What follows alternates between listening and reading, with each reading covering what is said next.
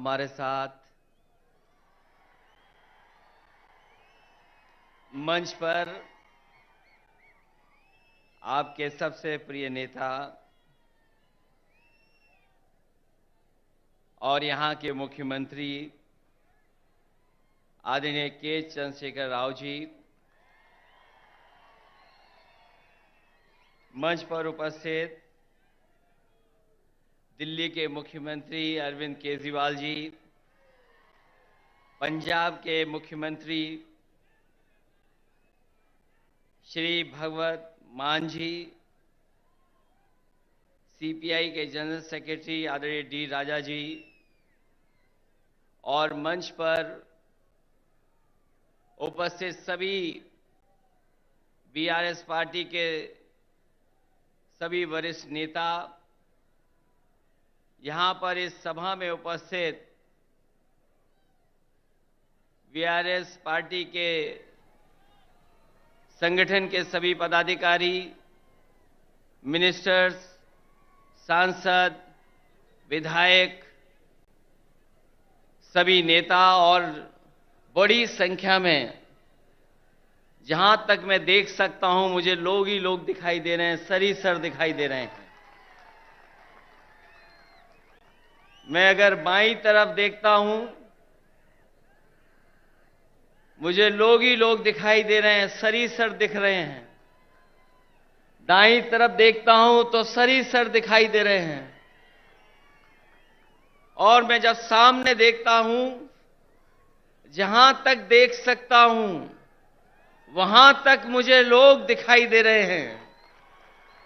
मैं इस ऐतिहासिक धरती पर, खम्मम की ऐतिहासिक धरती पर, मैं आदरणीय केसीआर साहब का बहुत बहुत धन्यवाद और आभार प्रकट करता हूं कि यहां पर इतनी बड़ी संख्या में आपने बुला करके पूरे देश को एक संदेश देने का काम किया है।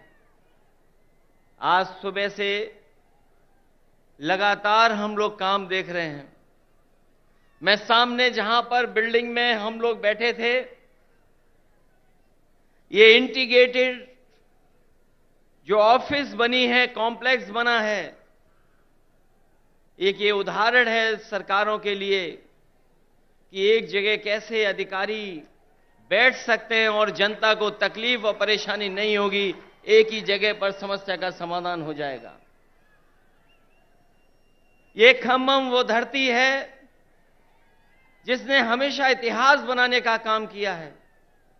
यहां के लोगों ने बड़ी से बड़ी हुकूमत रही होंगी, ताकतें रही होंगी, उनके खिलाफ अपनी आवाज उठाने का काम किया है। यहां के किसान, यहां के नौजवान, अगर किसान कभी इकट्ठे हुए हैं और अपनी आवाज को बुलंद करना पड़ा होगा तो यहां के किसान इकट्ठे होकर के अपनी आवाज बुलंद कर करके उस समय की हुकूमत को हिला के रख दिया। मुझे उम्मीद है कि आने वाले समय में जो हालात हैं देश के,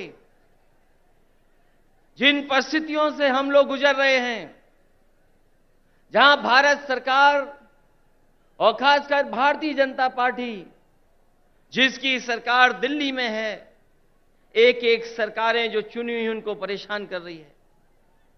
चाहे वो आपकी सरकार हो और चाहे आपके बीआरएस की पार्टी की सरकार हो, जो सहयोग और जो मदद और जो लोकतंत्र में सम्मान मिलना चाहिए वो सरकार सम्मान नहीं दे पा रही है। समय समय पर रुकावट कैसे पैदा हो, नेताओं को कैसे परेशान किया जाए, उनके खिलाफ क्या साजिश की जाए, उनके विपक्ष के लोग जो उनके सामने खड़े होकर के सवाल पूछते हैं, उनको किस षड्यंत्र से उनको दबाया जाए, उनकी छवि कैसे खराब की जाए, ये भारतीय जनता पार्टी की सोची समझी सी रणनीति के तहत काम कर रहे हैं। जो संस्थाएं हमें न्याय देना चाहती हैं, जहां से हम न्याय के लिए पुकार सकते हैं, उन संस्थाओं को भी दबाव बनाने का काम अगर कोई कर रहा है तो भारतीय जनता पार्टी कर रही है। अभी कल ही भारतीय जनता पार्टी की मीटिंग खत्म हुई है और उन्होंने कहा कि 400 दिन बाकी हैं हमें तो लगता था कि ये सरकार तो वो है जो दावा करती थी कि हटेगी नहीं। अब तो वो स्वयं स्वीकार कर रही है कि अब 400 दिन हैं। जो सरकार अपने दिन गिनने लगे, जो सरकार अपने दिन बताने लगे, समझ लो ये 400 दिन बाद सरकार रुकने वाली नहीं है। अब तो 399 दिन बचे हैं। और जैसा कि भारतीय जनता पार्टी का समय समय पर जो बुनियादी मुद्दे हैं कि महंगाई कैसे कम हो, बेरोजगारी कैसे कम हो, हमारे लोग जो भारत छोड़ करके चले जा रहे हैं, कुछ लोग तो अपनी खुशहाली के लिए जा रहे हैं, लेकिन बड़ी संख्या में लाखों लोग ऐसे हैं जो धन दौलत उनके पास है, वो इस देश में रहना नहीं चाहते क्योंकि ये सरकार उनको रहना नहीं देना चाहती।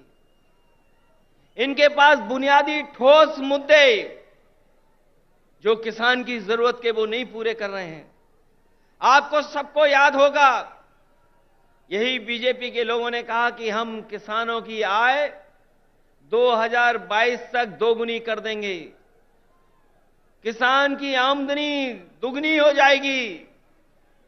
हालांकि 2023 शुरू हो गया है, लेकिन मुझे तो ये लगता है किसान की तकलीफ और परेशानी को देख करके इन भारतीय जनता पार्टी के लोगों का 2022 अभी खत्म नहीं होगा।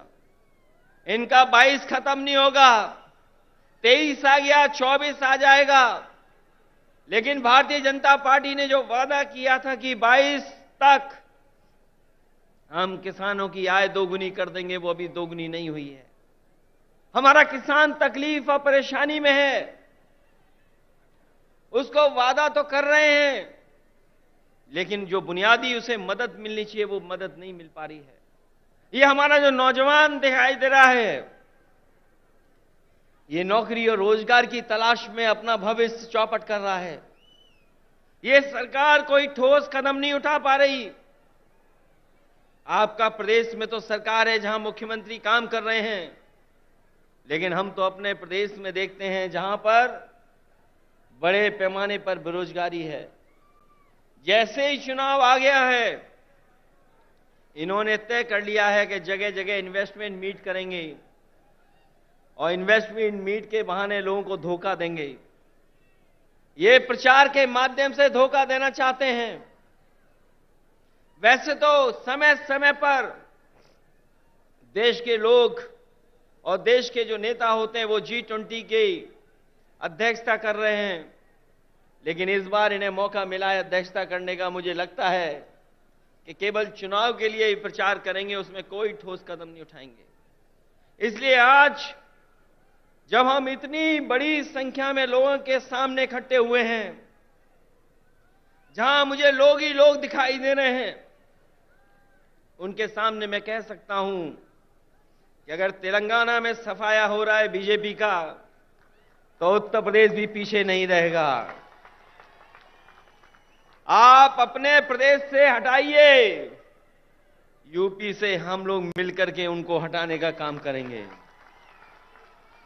हम यूपी वाले यही जानते हैं कि जिन्हें प्रधानमंत्री बनना है वो उत्तर प्रदेश जरूर आते हैं। इसीलिए आपने देखा होगा गुजरात से उत्तर प्रदेश आए। अगर गुजरात से प्रधानमंत्री बन सकते होते तो शायद गुजरात वो नहीं छोड़ते, लेकिन उत्तर प्रदेश के साथ जो धोखा हुआ है उसकी आप कल्पना नहीं कर सकते हैं।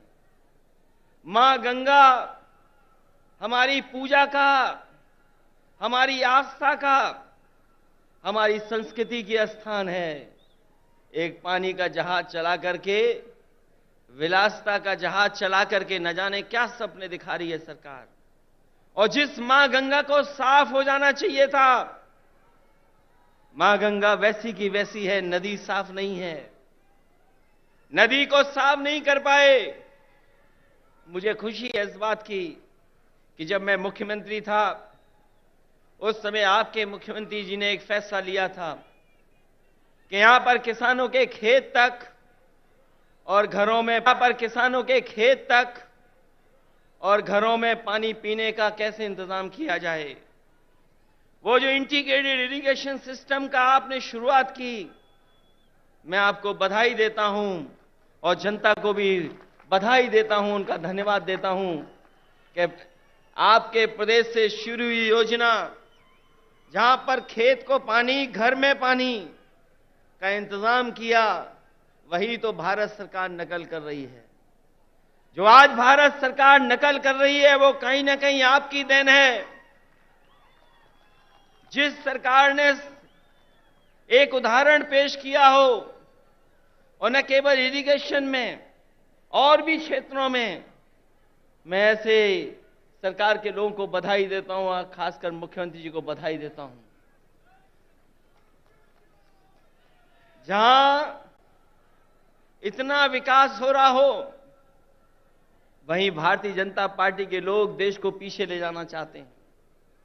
उनके मुद्दे, उनके फैसले हमें और आपको पीछे ले जा रहे हैं। इसलिए आज जरूरत है प्रोग्रेसिव नेताओं की, प्रोग्रेसिव सरकारों की।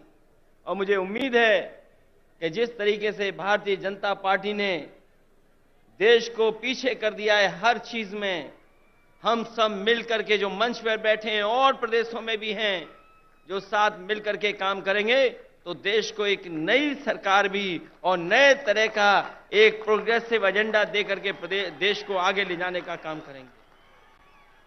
मैं एक बार फिर बधाई देता हूं कि आपने जितना प्रचार करना चाहिए था, आपने भगवान विष्णु, उनके अवतार भगवान नरसिम्हा जी का जो मंदिर का निर्माण कराया, मैं आपको बधाई देता हूं। आपने काम ज्यादा किया, प्रचार कम किया, लेकिन कुछ लोग तो ऐसे हैं जो काम कम प्रचार ज्यादा करते हैं।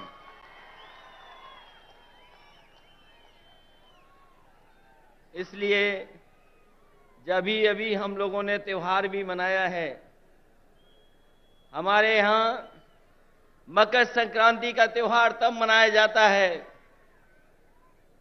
जब सूर्य उत्तरायण हो जाता है।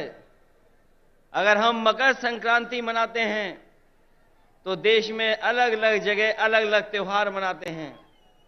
अगर सूर्य उत्तरायण हुआ है तो राजनीति दक्षिणायन चली गई है, और उत्तरायण से अगर कोई चीज शुरू हुई है और अगर दक्षिणायन राजनीति शुरू कर रहा है तो मुझे उम्मीद है कि आने वाले समय में बदलाव देश में आएगा और देश में एक नई सरकार होगी।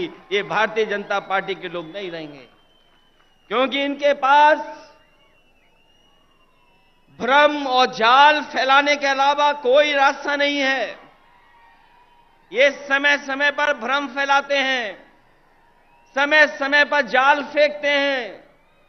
ये भारतीय जनता पार्टी भ्रम जाल पार्टी है, इससे सावधान रहना। हम लोग तो सावधान कर ही रहे हैं, लेकिन आप लोग भी सावधान करना, जिससे देश में एक नया परिवर्तन आए। मैं इन्हीं शब्दों के साथ आप सबका बहुत बहुत स्वागत करता हूं, बधाई देता हूं। इस ऐतिहासिक धरती पर जो ऐतिहासिक जनसभा हुई है उसके लिए बहुत बहुत बधाई। और यहां पर जितने भी दूसरे दलों के नेता हैं, मैं उन सब का स्वागत करता हूं। और एक बार फिर आपके मुख्यमंत्री केसीआर राव साहब का बहुत बहुत स्वागत और बहुत बहुत धन्यवाद और बहुत बहुत बधाई हम सबको यहां पर इकट्ठा करने के लिए और लाने के लिए बहुत बहुत धन्यवाद आपका। సోదరులారా, మనకు కొద్దిగా ఓపిక అవసరము. అతిథులను పిలుచుకున్నాం కాబట్టి కొద్దిసేపట్లోనే నేను మాట్లాడతా. ఇప్పుడు గౌరవనీయులు కమ్యూనిస్ట్ పార్టీ